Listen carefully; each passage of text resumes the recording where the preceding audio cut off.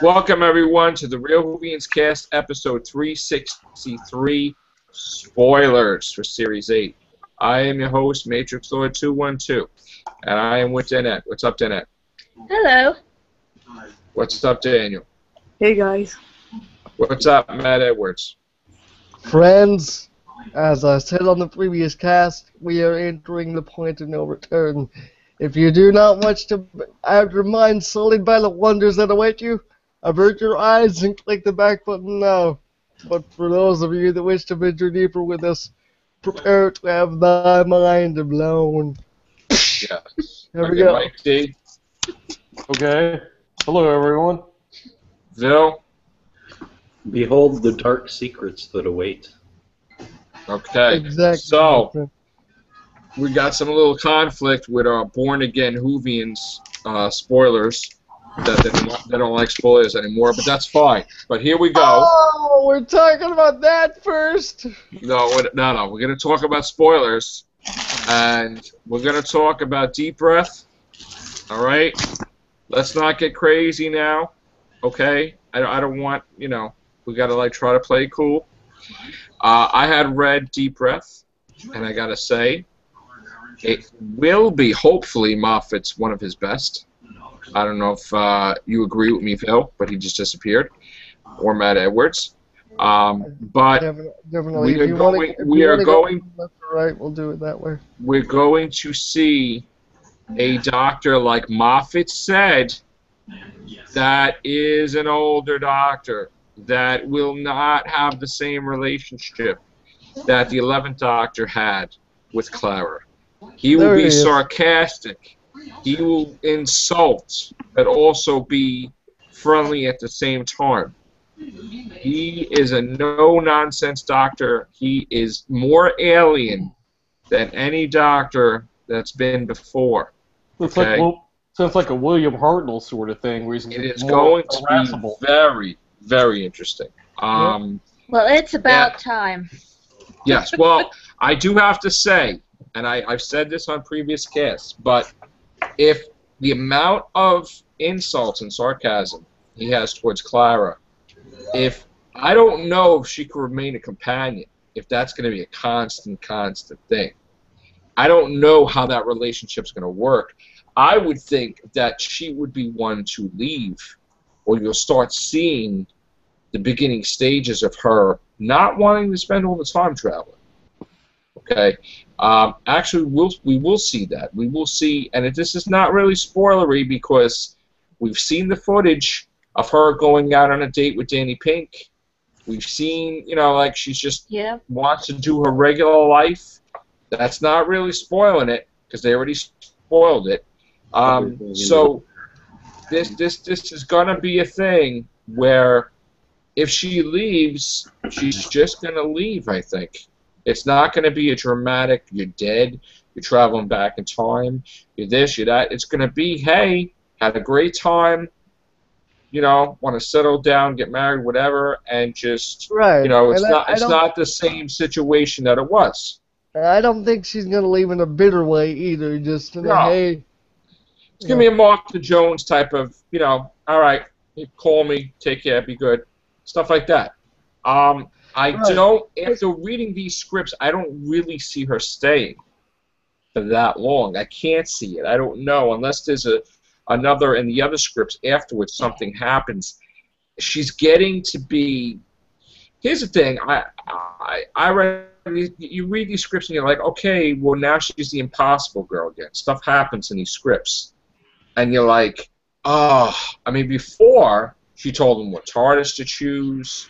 Now there's a whole new dynamic that begins in 4. Wait. Can we kind of go back and focus on the first episode a little bit first? Because all right, I'll let you. You got the floor, Matt Edwards. Just be careful what you say, though. Don't really flat out say it. Because as we left the other cast, Bill started to share his thoughts, and I'm curious what he thinks. All right, get Phil. He's eating. Give me 1 second. Oh. All right. Well, anyway, I think the biggest thing that you will notice right off the bat is there is a whole different approach to the idea of the regeneration and the fact that he has this face. At first, Claire is displeased with it, and Baxter simply says, without getting, I'm not going to repeat it word for word, but she basically says, he was never really, the cutesy guy. He that wasn't a Matt young Smith guy. Was. Yeah. He only was a young guy. Like, in other words, I guess for him to regenerate older, he feels comfortable with Clara to just be like that. But again, I don't know if I agree with that either because, right, I don't know if I agree with that either because there is dialogue. Like, if you didn't know, which you probably do know because they spoiled it already, the 11th Doctor is in this episode and is not, I believe it's also footage too. They have a kind of conversation, him and Clara and the 12th, and he kind of gets to get a little preview of what he's going to be as a 12th, and he's kind of a little worried. He's like, oh, don't tell me I'm gray. I can't be gray. I got to be young. And it's like, so he don't want to be that, but he had no choice. Maybe some time after he hung up that phone call, he said, well, maybe he's right. Maybe I should be older. Maybe I'll just go that way. But there is a purpose, too, behind, like, I guess, the whole thing that Moffat said is not really a spoiler either, that there's a reason why he has that face. And actually, the 12th Doctor says it, that subconsciously he was sending himself a message. Why he chose that. He actually chose that, subconsciously he chose that face. And it's going to come to play. And that's kind of weird because I guess, like you said, it must have been something purely subconscious because, as we know, the Doctor typically is not good at regenerating. He's not skilled at picking faces. Although I do believe that the Ninth Doctor really chose to be younger. And I also think that the 10th Doctor chose to remain younger. But as far as him becoming older, I don't know if he had that choice. But I like the I don't know if I agree with that. I like the little twist that they gave, and I can say this because it's not any real dialogue. But there are two. Go ahead, Bill. There are two previous Doctors who I see influencing him a lot, and that's the first and the fourth. Right. He seems like that a mixture of both, where, he will just get into any trouble, and he, dares the impossible. And he will let you know if he's pissed. Start yelling at you, calling people stupid and idiots, and if Mary Poppins the master, and I'm if who? If Mary Poppins, if she's not like supposed to be some sort of master-like character or like the Ronnie or something, then I'm thinking she might be like Romana, having gone completely bent after the Time War. It could be Romana too, yeah. That would be interesting. In fact, the dialogue sounds a lot like it should be Romana. Right. So I was gonna say. You remember how she was all infatuated over the Doctor toward the end there. Yeah. Yep. But I was gonna say, Bill, you started out in the cast to say what you thought about the script as a whole. I thought the dialogue was perfect with Strax and Jenny and Vastra to Clara. The comedy between Strax and Clara was hysterical. Yeah. And even the the scene where the conversation with the Doctor and Clara in the restaurant or whatever that place is, that's interesting too. Yeah, so. It sounds like the tactic of a needy, uptight person. Yeah, I understand, Clara. I forgive you. Yeah, that was pretty neat. But everything that Moffat said too comes into play, which is not really a spoiler either. We're going to find out this season probably who the hell gave Clara the Doctor's number, because the Doctor does say it to her. Who the hell gave you my number, basically? Like, somebody obviously is bringing us together, sort of like Dalek Khan and Donna Noble and all that stuff. So well, I think that answers itself at the very end, and I'm not going to explain why, but it does. What happened? Oh, I'm not get going it. to explain why, but I believe that it answers itself at the end. Right. So you think that? Yeah, I see where you're going with this. Come on, it's really obvious what they're doing there. Yeah. So, Uh, we have the sonic device that they talked about for the contest. Jenny has the gauntlet, which we knew that already. We Yeah. knew from the previous reports that the sister ship of the Madame de Pompadour and the Clockwork Droids are part of this. That is not really spoiler anymore. That is they list that on Doctor TV UK. So, the only thing that wasn't revealed was the name of the sister ship, which I already revealed on one of my videos. And I don't know if I really want to do that again, but just check out my older videos today. But there is another purpose, really, I think, with the whole time traveling and time windows and Clockwork Men and stuff that will come into play this season, which very happy about that. I do feel that Danny Pink's character is a lot more interesting than I thought it was. And I really can't wait to get into that. The second episode now. Well, you want to stay with the first episode or no? well, I do. Yeah, I had a Mike. question about that. I was going to say, do you think we're going to see the love interest that the Doctor had in that particular episode, Girl in the Fireplace? Is she supposed to maybe have another? I don't think she. from Well, the ship or something? here's the thing. Here's the interesting thing. For a while, Moffat has been trying to reach Sophia Myles. They were talking on Twitter back and forth. Sophia Myles had said a challenge for anybody to figure out how the Girl in the Fireplace, Renette, would live. And I had sent in my suggestion. She also was at the filming of a town called Mercy. Now, he had plans for her to either appear as a new character or something to do with that. Something happened. I think she did a movie. He was trying to reach her for weeks. She wanted to put on her Twitter that, oh my God, Stephen Moffat's trying to call me since Christmas. I don't know what it's about. I have a feeling she will return. Okay? Because my theory is that they did pluck her before she died for the parts. And it's not that they were going to take her apart. They need a pilot to the ship. And the only person that once she's connected to the ship, not necessarily body parts, that basically they're there to serve her. There is another purpose. There is another thing. She wouldn't be taken apart. So I think I see her waking up in 51st century. That's the way I saw it. Okay? And everything is in the 51st century. River, Captain Jack, the invention of the sonic screwdriver, the sonic plant, all this stuff. River Song goes to school in the 51st century to become Dr. Song. All this stuff's going on in the 51st century. Everything. Even the Daleks, something to do with the Daleks returning to the 51st century. There's a lot going on in the 51st century. I feel that she was always meant to return.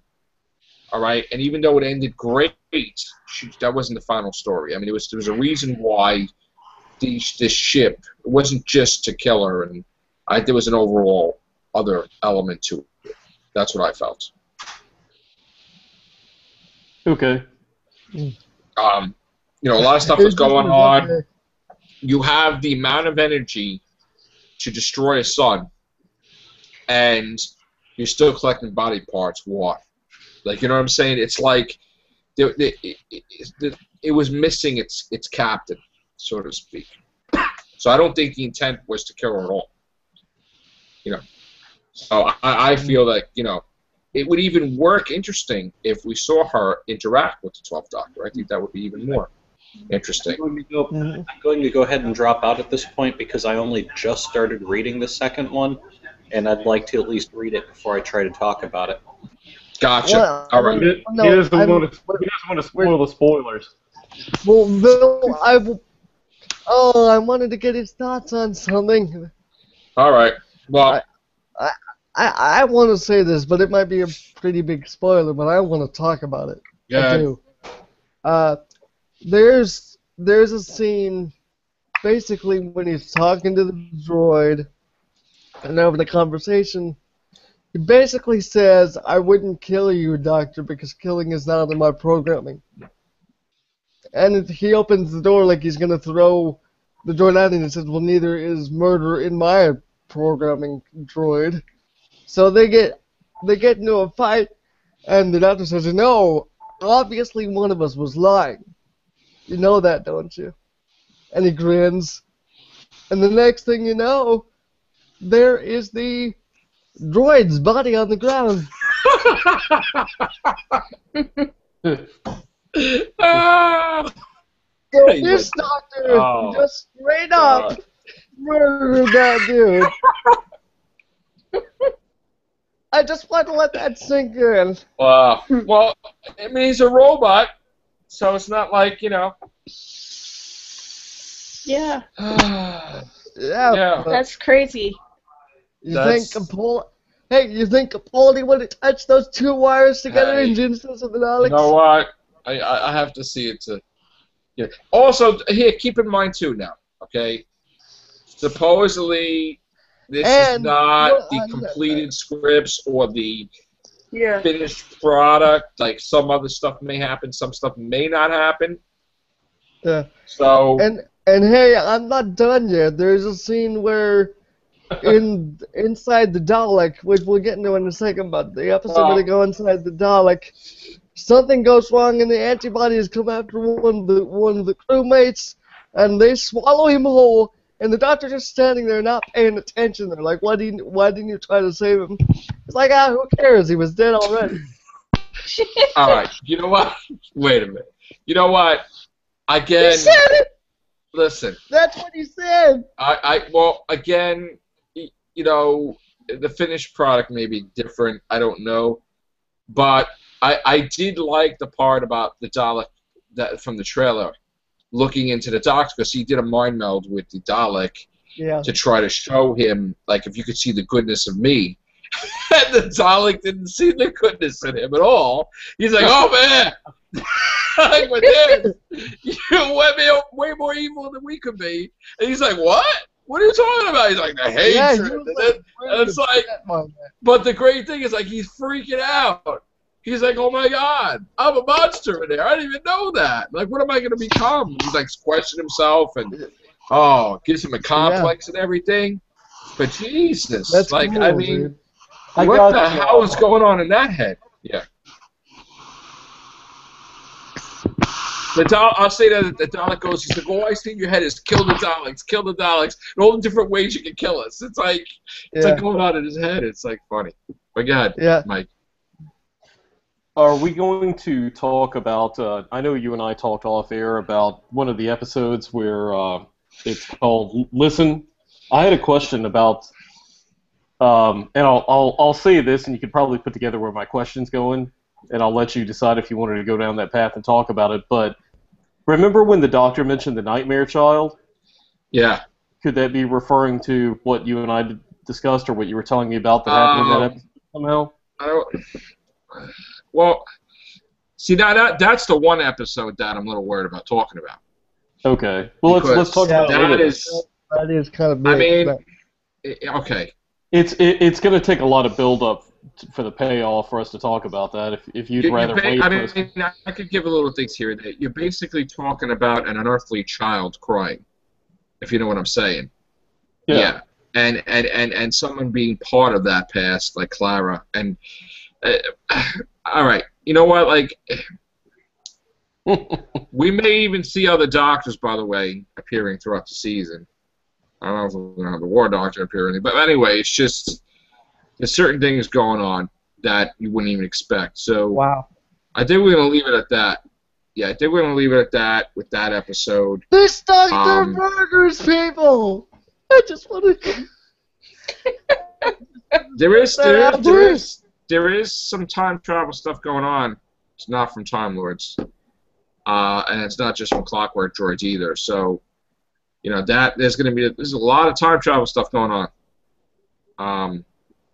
Moffat can't resist that, can he? I mean, with no Time Lords to guard and monitor and stuff like that. I mean, you have the Daleks that temporal shift. You've had the Cybermen that have traveled through the void, through time, to the next Doctor. You have the Centaurans that have the time travel thing. You have the time agents, Captain Jack, and all that.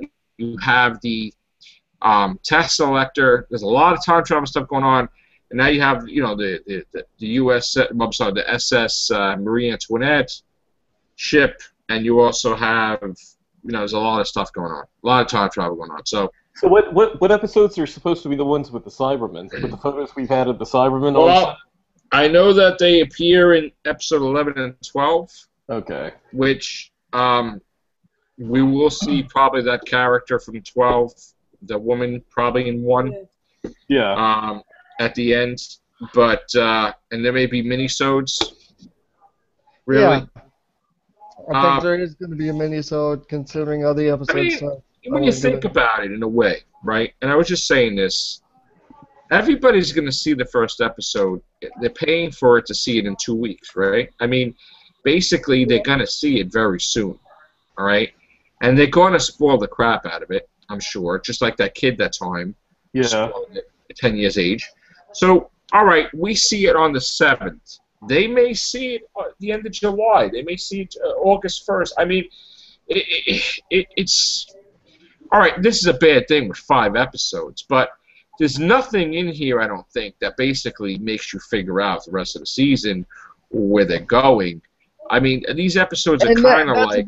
That's a good thing that it's going to keep your viewers on the edge of their seats when they watch it on TV. Right.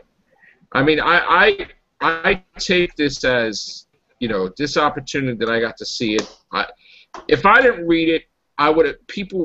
After a while today, people posting stuff all over the place. You're going to see it. Okay? Mm-hmm. Even if... All you have to do is turn on Facebook or turn on Tumblr or Twitter or Google+. There's no way around it. When people want to talk about it, you'll see it, just like if somebody spoils Game of Thrones or something. And, you could say, oh, I don't want to see spoilers. You're not going to be absent from the internet all day, for days, for months. It's not happening. Okay?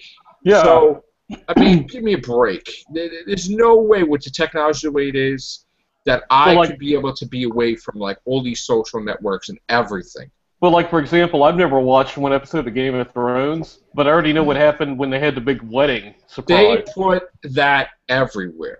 Yeah. Everywhere. Yeah, that was everywhere. All I had to do was turn on my Facebook and not that she meant to do it, but Carol, and immediately I'm like, I'm flipping out. I just had But even then, reading it didn't no justice, right? When you saw it on television, it was it still made you enjoy it. You don't even need to see a writing about it. You could see a picture of the character dead. You're like, oh my God. It will be there. You could look. Here's the thing, all right? They were really bad with this whole situation. Really bad. When I say really bad, I'm saying, you know what? They really didn't work hard enough to stop it or even nip it in the bud, because it's not like when the DVD was released before the finale was released and people had the name of the Doctor. Okay? Somehow things were done and nobody revealed anything. Why couldn't we have that today? But no, that's not the case. This stuff was going on as of hours ago. People are still sharing it, and there's no way to stop it. They have nothing. There's nothing going on. I honestly think that they leaked it purposely, the BBC. I think. You know what? Stranger things have happened. Yeah, I got to admit, about 10 minutes ago, I was just kind of pondering that. I'm not saying there's anything to back that up, but I was kind of wondering, what are the angles here? The angle is to promote the crap out of Doctor Who without actually advertising Doctor Who. Well, it's done that job. It's working. Yeah. Let me tell you something. There is no way that the ratings are going to drop, regardless of. If anything, people are going to fall in love with this Doctor. I feel I'm going to say the highest it's ever been with Peter Capaldi. It's not even It's not even a tough relationship between Clara and Capaldi. Clara gets her fair bit of shots in at him. You know. Yeah. Clara Yeah. talks a bunch of smack to him. She So, does. And you know what, they though? balance off each other. Yes, Mark Gatiss should go out there and say stuff. Yes, Moffat should stay out there and say stuff. Because you know what? Honestly, people get mad at the wrong people. BBC ain't doing crap to stop it. Honestly. Well, I think they're Well, doing really what not. they can do at this point. And, What more can they do at then- this point? Let's keep in mind they didn't go to Comic-Con, right? So maybe There you go. Yeah. And, That's it. and Right there. to be fair, guys, we were saying how up until this point they were doing a good job of not leaking anything. Well, So- that's over now. But it's, you know what, though? Yeah. It's not. It's them. It's them, man. And you know what's going to happen? The same thing's going to happen with the other episodes. They're going to leak too, because there's a problem there. I'm telling you right now, there's a problem there that, you know, maybe we have somebody in the BBC that wants Doctor Who canceled like back in the day. Maybe they'll sabotage and stuff. Well, let me ask you this. I think the I've master seen- is behind it somewhere. Yeah. It's diabolical. Let me ask this. I've seen a lot of people online ask, how do we know this is really legit and not just, You can tell it's legit by the way the BBC is acting about it. Well, no, I mean, here's the thing. Deep Breath, of all the scripts I read, Deep Breath looks like the most legit one.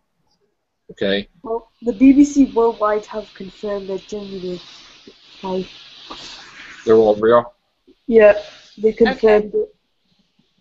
Wow. And apparently it was because BBC Latin America, they put the script. Oh, it's all bull. Those How stupid could you those darn Latins. be? Come on, man. It's so baloney. They wanted it out there. They Okay. wanted it.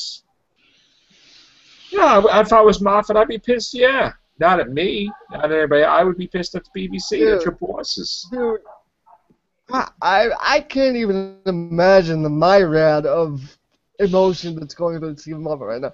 My magnum opus, the one like big surprise birthday present that I've been waiting to share with other people, that I wanted to build up this nice, great surprise for, that I've been working on all these months, just got spoiled. My magnum opus, my best work in years, just got spoiled, and now people won't even be able to enjoy it. Instead of enjoying it, they're gonna say, "Oh, what a big dumbass Stephen Moffat is for leaking it when it's not his fault." So it's like the one time where Moffat deserves credit for this story. I know we bash him a lot, but You want to make it credited with right? the script. You want the BBC to make it right? Well, then, you know what? It's time to go into the wallet. You're not going to give Moffat a raise? You're not going to give everybody a raise or a bigger contract? Then you know what? You need to make your people happy. Okay? Well, I'm interested in paying attention to what Moffat's actions are going to be after Oh, this. where do you see him talk tomorrow? Yeah, because Oh like my we saw how he was with the whole thing with the Comic-Con or the leak that Oh, happened. it's going to be deadly. So this would have to be like a you know a nuclear bomb going off or something. I'll Yeah. say He's going to I'll say this. rip I'll say this. the I'll say piss. what I said. If it's legit. I'll say this for the third time today. If we thought that filming was being tight this season up until now, next season it's gonna be like walking into Fort Knox when It's you go on not set. about the filming. It's about the freaking scripts. Because they were pretty good with the filming. But when it came to the damn scripts, There's gonna be no teaser Listen. trailers. no, No. Oh, there'll be teaser trailers. Yeah, that was. it's just, you know, somebody's But- going to be in charge of the scripts better. I mean, that's just ridiculous. Well, But if, Moffat's not going to have any control if, BBC wants to release it. He ain't going to have no control over that. Honestly, I you know what I feel? I feel you need to take care of Stephen Moffat and Mark Gatiss, honestly. Because, I mean, those are the... You know what? I would give Mark Gatiss... just, you know what? Give Doctor Who 5 more episodes and let him go nuts. And let him do previous Doctors or something. You know what? Make the show even more than what it is next year for the 10th year anniversary. Bring back Russell T. Davies, too. Bringing back Peter Jackson for that too. These scripts tell me that all the crap people gave Moffat about him not being a good writer was bullcrap, and he just had a metamorphosis. If you want to get all empty towel, Dr. Dance is the same level of Moffat. But you forget though? You forget that he wasn't doing nothing for like a damn year. Matt, he did one episode of the 50th anniversary and the Christmas special, so of course this is going to be the greatest thing since sliced bread because this has been sitting on it for a while probably. You know, like he had a lot more time to work on these scripts because what was he doing other than Sherlock or whatever? Really, there was we lost the whole. They carried over Series 7 into another year. So basically, it was just chill period. It was chilling. I mean, he had a lot of damn time on his hands. So these better be the best scripts in the world, of course. Yeah, well, let's not discredit what he's able to do with it. I'm not discrediting, but there was a lot of time cooking on that barbecue that he talked about. Yeah, I know. I mean, I know. I'm sorry, but you know. I think it's just a credit to the man's talent that we don't acknowledge enough here sometimes. So. I mean, I think that a lot of us can be a lot overly cynical to Moffat, but with this script, like this is one of the things where he didn't deserve this to happen to him. The production crew didn't deserve this to happen to them, and whoever did this, although we thank him for it, BBC needs to do some serious things for Moffat and Gibbs. I would give them whatever the hell they want. What do you want? Like whole special series, 5 more episodes of Sherlock, whatever. I mean, obviously they're pissed off, so they need to do a lot more BBC for them to. And not for nothing, but we rag on for not wrapping up plot holes. This seems like one of the more engaging plot lines New Who's had in a while. Looks like he's going to be wrapping up stuff for the next couple of years before he leaves. Yeah. Mm-hmm. I don't know. I'm just shocked about episode 4. That's a little bit. Yeah. Really looking forward to that one. Do we? You don't really want to go into it, I guess. I'm afraid. I got to tell you, because that's the one thing I really don't want to spoil. I've not read that one yet, but I know from what you told me it's pretty yummy. I don't even want to talk about Time Heist either. Or Robin Hood, for respect for Mark Gatiss. I have a lot of respect for Mark Gatiss after the Adventure in Space and Time, I tell you, and I just, I don't even want to say one thing about it. The only thing I said was about the spoon fight, which you saw on the Doctor TV UK, but, you know, God bless you, Mark Gatiss. That's all I got to say. And, you know, they really seem to be making a big deal out of this. I mean, this doctor, Peter Capaldi's actor, doesn't seem to know who he is yet. Even 2 episodes in, he doesn't know just how far this incarnation of his will go. Even Claire says, I don't know if you're good, but I think you're trying to be good. Yeah, she flat out doesn't even know either. That's the sad part. His companion. It's a whole new ball game. All right, guys. So I think that's enough spoilers for one night. So if you want any more, you know where to find it. Tumblr's your friend, but we're not going to give out. Let's just hope that our buddies, you know, will return back to the podcast to do some Whovians. If not, come back, Mike. Spoiler free. Yeah. So, all right, guys. Take care. Bye for now.